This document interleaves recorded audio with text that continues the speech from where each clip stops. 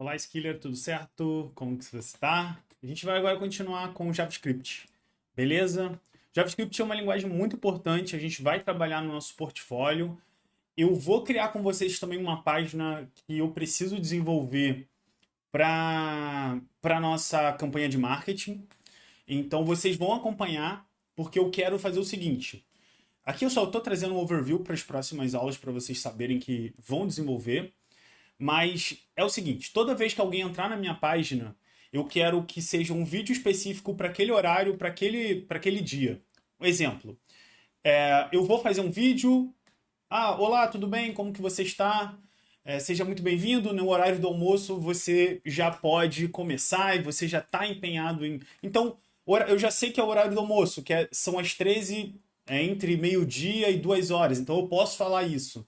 E aí, se for depois, eu falo, no domingo, no dia em que eu estou gravando, vocês estão. Então, eu vou fazer um vídeo com todos esses dias, fazendo com que a pessoa compreenda que eu estou falando com ela naquele momento. E eu vou usar muito JavaScript, então eu preciso saber para que mostre o vídeo naquele momento, eu preciso desenvolver em JavaScript um código para mostrar o link correto. Beleza? E a gente vai fazer isso. Fechou? Então vamos lá. Mas agora a gente vai falar sobre JavaScript.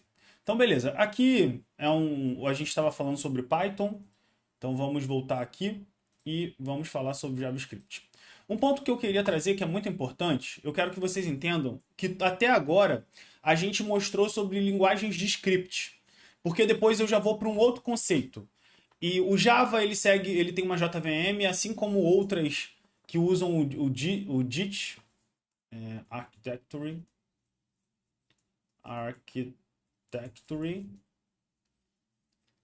compiler. Deixa o Just-in-Time Compilation. Cadê? Deixa eu pegar uma imagem. Ó, beleza. O Just-in-Time, o compiler, ele funciona. O Java já utiliza bastante tempo. Agora as linguagens como Python, Ruby e outras linguagens para ter performance, até o JavaScript com. Nós temos aqui o Deno, que também já usa, o próprio Node já usa o Node também, certo? Temos também uma que foi lançado agora, nossa, eu esqueci o nome. JavaScript Engine Framework Fast. Deixa eu só lembrar o nome dessa engine. Uh, JavaScript Engine Fast Node. Tem a V8, que o Node utiliza, e tem a BAM. Essa aqui, eu tinha esquecido o nome. A BAM. O BAM, ele é muito mais performático e ele usa esse conceito, por isso. Então aqui, se você olhar as especificações, ele vai falando porque ele é elegante, ele tem a intenção de substituir o Node. Isso, gente, é algo. Se isso acontecer e o Node não se reinventar, isso pode acontecer, mas é com o tempo. Essas coisas não acontecem do dia para noite. Tanto é que a versão é 1.0, o Node já está na versão dele 15. Isso tem um pouco de maturidade de tecnologia, tá? Então a gente vai falar um pouquinho. Aqui, ó, já está na versão 20. E um ponto importante, eu tô mostrando para vocês, vocês podem acessar aqui o Node, baixar, e aí vai depender da arquitetura de vocês, de cada um de vocês. Ou vocês podem usar o WSL para o Windows e utilizar o NVM, que a gente pode instalar NVM install Mac, Windows, por exemplo. Ó, aqui deve ter o como instalar no Windows, no Linux, no Mac. Já vou deixar aqui para vocês vou deixar guardado aqui e vou colocar aqui na descrição para vocês seguirem. Mas enfim, não é difícil, certo? É só instalar, fazer as instalações aqui. Se você usa um Windows, você precisa sempre olhar para o .exe, é o executável do Windows. E aí, se você tem Mac ou Linux, aí vocês podem utilizar os comandos de instalação, ó, Mac ou Linux. Então, eu sempre recomendo vocês usarem o WSL para não precisar ficar usando o Windows como plataforma de desenvolvimento. É o meu ponto de vista. Eu acho que é muito melhor vocês irem aprendendo a trabalhar com o Windows. A mesma coisa para o Ruby, certo? Ruby, a gente pode instalar Ruby em Windows, por exemplo, WSL. Aqui, ó, install Ruby on Rails. Então aqui vocês também vão ter com o Subsystem for Linux, que é o WSL. Aqui ele explica um pouco como você instalar. O PowerShell, gente, é para vocês abrirem o shell do próprio Windows. Então, vai naquele ícone da bandeira do Windows, procura por PowerShell e coloca esse comando. Copia e coloca esse comando, aí ele vai executar. E aí vocês vão lendo, certo? É importante vocês lerem e aprenderem sozinho também a fazer as instalações, porque o dia a dia, gente, é vocês fazendo. Claro, eu tô aqui para ajudar vocês a sanar as dúvidas. Então, se não conseguiu, manda no canal, já coloca lá no nosso fórum, explica. Eu utilizo o ASDF, eu particularmente gosto, porque ele é um gerenciador de versão de várias ferramentas. Eu posso usar pro Node, como eu havia falado, eu posso utilizar. E aí, novamente, vou ensinar vocês como escrever. Ó, how to install, por exemplo, sei lá, Golang, não, Python, ASDF. Só dar o How to Install Python e ASDF, que são ele já vai aparecer vários tutoriais. Então é só você seguir, ó. Vamos ver aqui como instalar Python, por exemplo, com o ASDF, tá? O ASDF é um gerenciador de instalação. Se você quiser instalar individualmente, você pode também. Então não usaria o ASDF, faria a instalação do Python diretamente, por exemplo.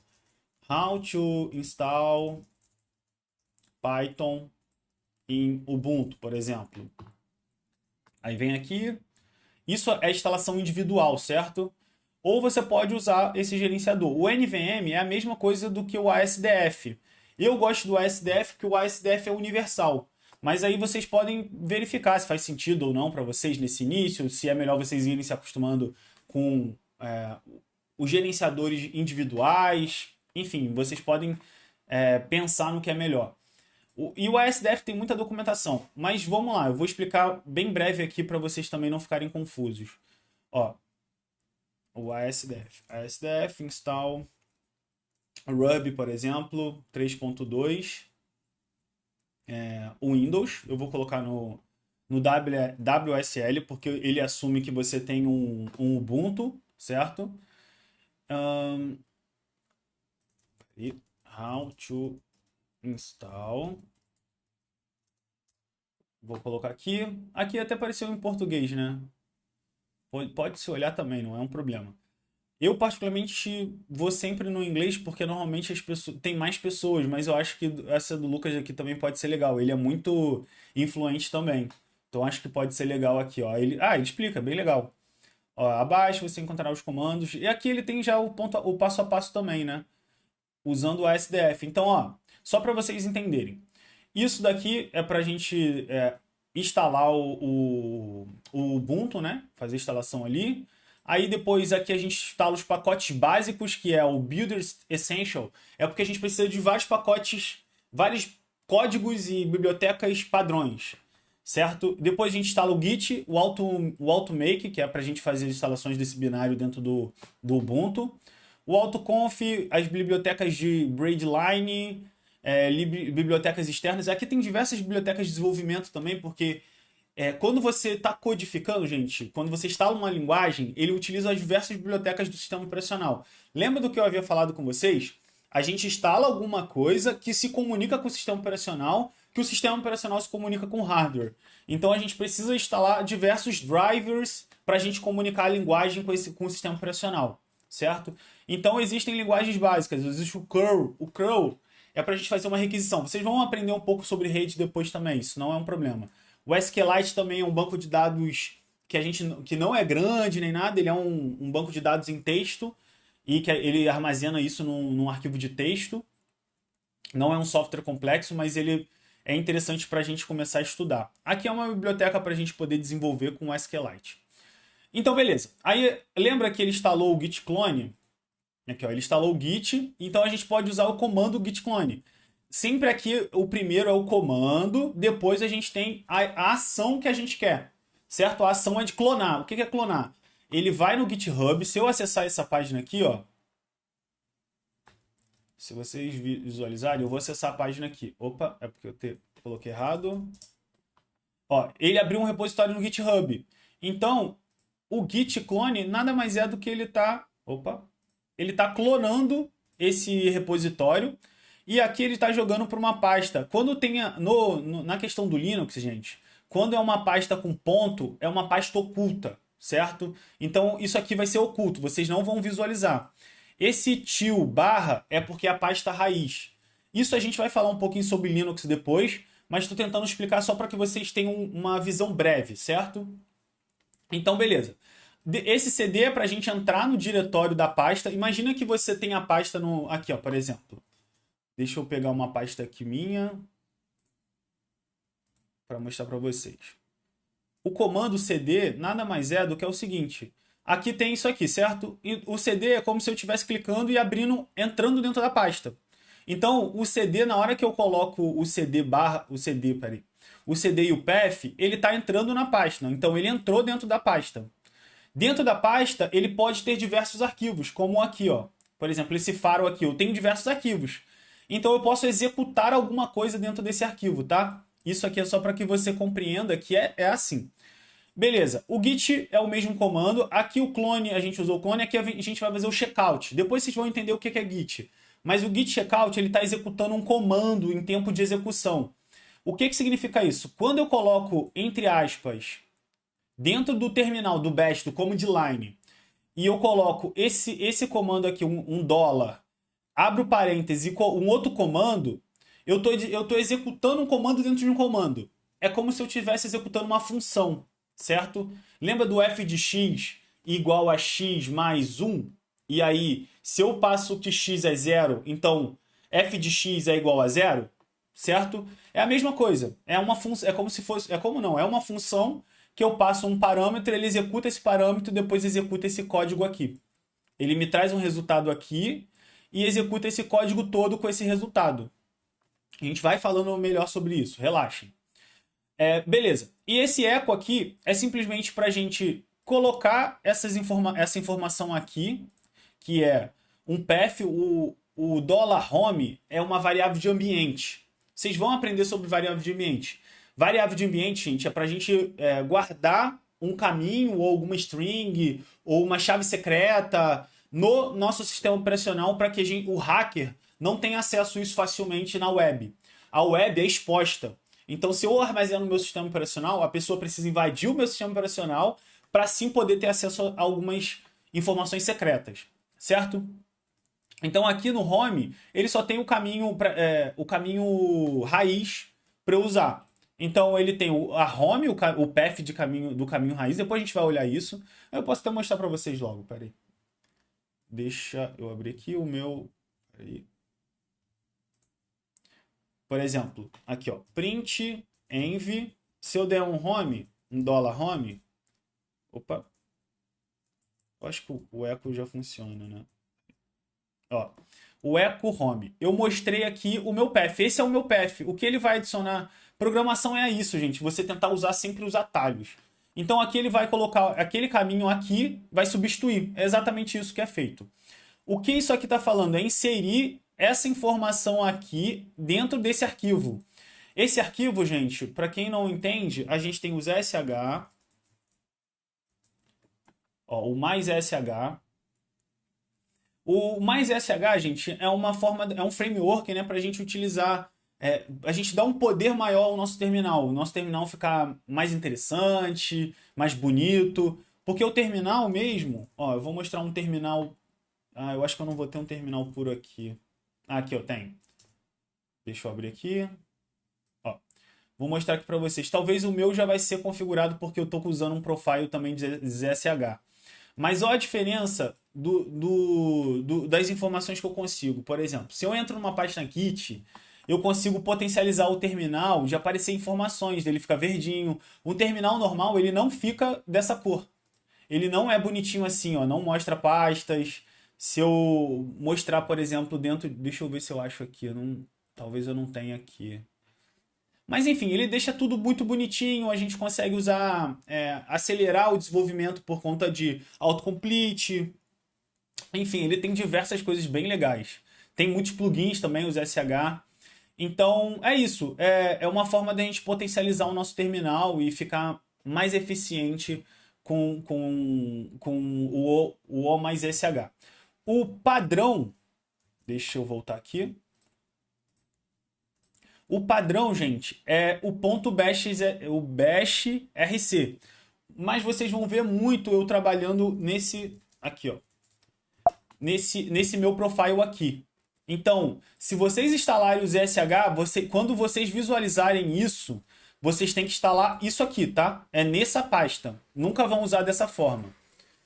Então, é isso. Então aqui, ó, por exemplo, é a mesma coisa. Aqui ele está usando o autocomplete, tá? Ele só está instalando um plugin de autocomplete.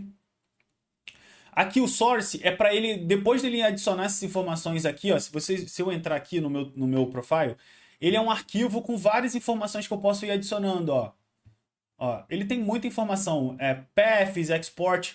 Muito importante, o Java precisa de vários export, então vocês precisam também ter uma noção disso. Por exemplo, eu uso o RVM para algumas coisas, então aqui, ó, o RVM eu preciso adicionar essas informações para ele carregar o path.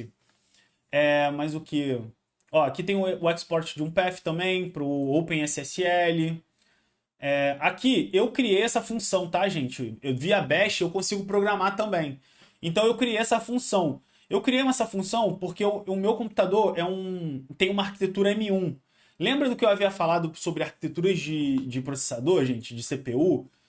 Isso, quando é compilado, cada software tem uma arquitetura. A minha arquitetura é um ARM64. E normalmente as arquiteturas Intel, ela é uma x86, 64 ou 86.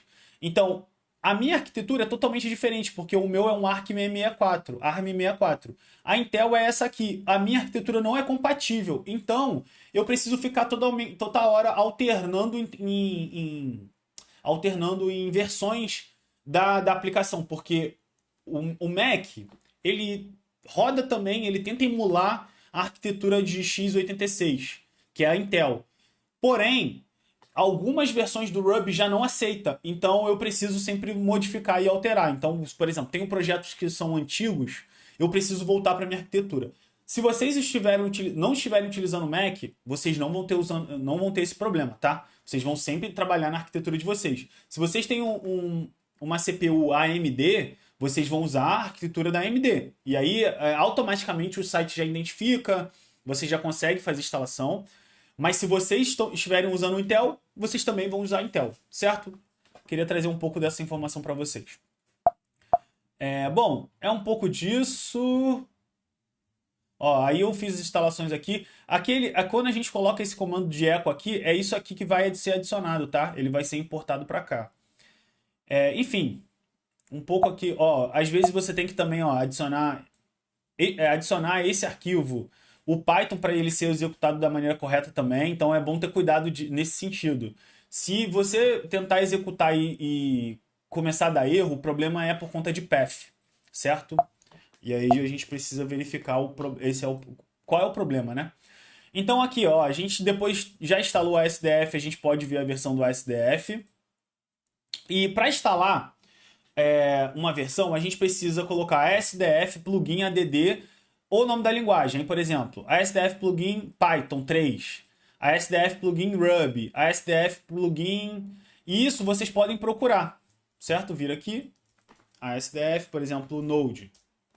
Ó, aí ele já vai ter aqui documentação, gente. A gente tem que começar também a aprender a ler documentação, beleza? Então aqui, ó, aí ele vai estar ASDF, plugin add, a URL. É só copiar, jogar no terminal e fazer as instalações. Aí aqui ele vai falando e tal, vai trazendo algumas informações. Ó, aí ele vai trazendo aqui, export. Leiam, não saiam copiando o código. Leiam se é importante ou não, tá? Não é importante isso aqui, não é necessário. Aí beleza, ele vai trazendo aqui as informações e tal. E eu acho que é isso. Aí aqui, ó, esse comando, a sdf list all, eu vou executar aqui para vocês visualizarem. Ele lista as versões.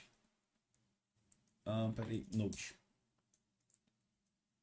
Não foi encontrar. Ah, tá, porque eu não adicionei. Claro, porque eu estou usando o NVM, né? Mas deixa eu usar aqui para Ruby, por exemplo. Ó, ele me trouxe uma lista vasta de versões. Normalmente vocês não sabem, inicialmente tá tudo certo. Mas, por exemplo, para Ruby, vocês sempre vão pegar essas versões aqui, ó, 3.2.0, que é a mais atual. E nunca peguem a JRuby, porque isso aqui são máquinas em Java, que são mais performáticas, né? Para o Ruby ser executado, tá? Então é porque tem muitas versões mesmo, isso aqui pode ser um pouco confuso às vezes. Por exemplo, para Go, quando vocês forem usar para Go, é porque eu acho que eu não. Ah, tá, o Golang. É porque eu tenho que adicionar o plugin. Tá. Deixa eu pegar o plugin. Enfim, aí você sempre vai ter que vir aqui, ó. É ASDF Node, ASDF Ruby. Sempre vai ter aqui, tá, gente? Então, eu gosto do ASDF, acho que é bem legal vocês utilizarem no WSL, no Ubuntu ou no Mac, quem tem o Mac. Isso aqui vai adicionar e aí vocês só fazem a instalação. Correto? E tem muita informação sobre isso. A gente vai utilizar Haskell também, Python. Então, assim, é muito bom a gente ter um gerenciador único aqui. E aí, se vocês acharem que faz sentido, ó, façam aí depois é só fazer a instalação e colocar a versão, tá? Depois de vocês listarem a versão, vocês têm que colocar uma versão. Eu vou sempre, na verdade, vou tentar já listar para vocês sempre as versões que eu uso, para vocês instalarem as versões que eu uso. Ó, de Python, de Ruby. Aqui não é a 3.2, tá? Eu tô usando a 3.2. Isso daqui é a minha versão antiga. Se vocês olharem, não tá usando a ARM. Deixa eu fechar aqui. E deixa eu abrir aqui o projeto. Deixa eu dar Enter. Ó. Aqui eu vou usar use, use ASDF 3.2. Ó, Ruby. Aqui, ó. Tô usando a 3.2. Então, beleza. Ó, a minha versão daqui do Ruby 3.2, o GHC, que é o do Haskell, GHC version V. Eu tô usando, peraí. Eu tô usando a versão 9.8.1, certo? Não, perdão.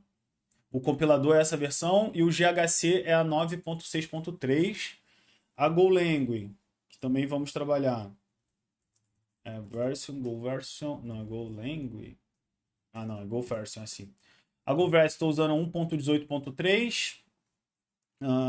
Mas qual? Node. Node menos V. Estou usando a 16.20.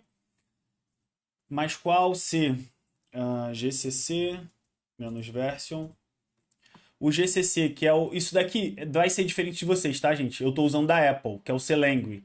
O de vocês podem instalar o GCC. Eu vou mostrar para vocês também, ó, o ASDF plugin GCC. O GCC é o compilador para o C, tá? Mas aí, o how to install GCC compiler C em WSL, por exemplo, ou Ubuntu, tá? Tô colocando WSL, mas é Ubuntu também. E aí vocês podem fazer as instalações aqui da forma que melhor. Ah, tá. Aqui é diferente, ó. Então é só vocês instalarem, dar um sudo apt-get install gcc pro Ubuntu, tá, gente? Quando tiver assim, é Ubuntu. Quando o apt-get, o apt, né? Antes era apt-get. Sudo apt install gcc é pro Ubuntu. Então é só fazer instalações assim que vocês já vão conseguir fazer a compilação também. E seguir aqui, se caso tenha algum problema, tá? Vou deixar aqui também. Peraí, how to install. Deixa eu pegar algum tutorial interessante, fácil. Aqui no Build Essential. Ah, tá. O Build Essential já instala o GCC, então é tranquilo. Beleza? Aqui eu acho que é isso. Do resto, gente, o resto é só vocês seguirem o que a gente está fazendo aqui. E vamos lá. Eu acho que esse vídeo já ficou um pouco longo das minhas explicações.